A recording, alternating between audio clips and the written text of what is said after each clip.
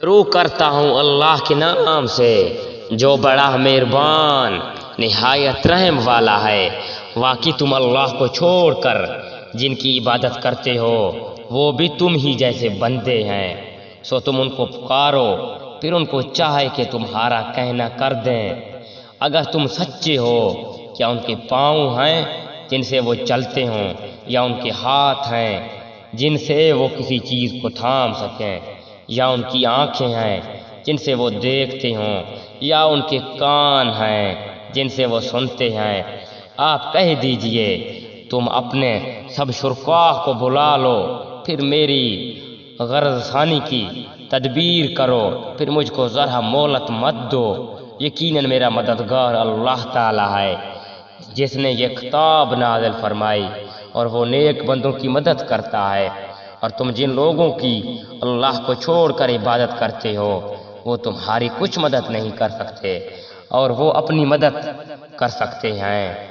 اور ان کو اگر کوئی بات بتانے کو پکارو تو اس کو نہ سنیں، اور ان کو آپ دیکھتے ہیں گویا وہ آپ کو دیکھ رہے ہیں، اور وہ کچھ بھی نہیں دیکھتے۔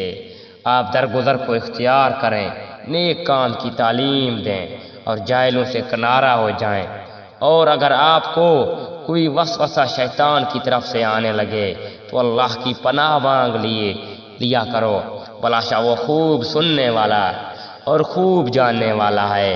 یقیناً جو لوگ خدا ترسیں جب ان کو کوئی خطرہ شیطان کی طرف سے آ جاتا ہے تو وہ یاد میں لگ جاتے ہیں، سو یکا یک ان کی آنکھیں کھل جاتی ہیں، اور جب شیطان کے تابع ہیں وہ ان کو گمراہی میں کھینچتے لے جاتے ہیں، بس وہ باز نہیں آتے۔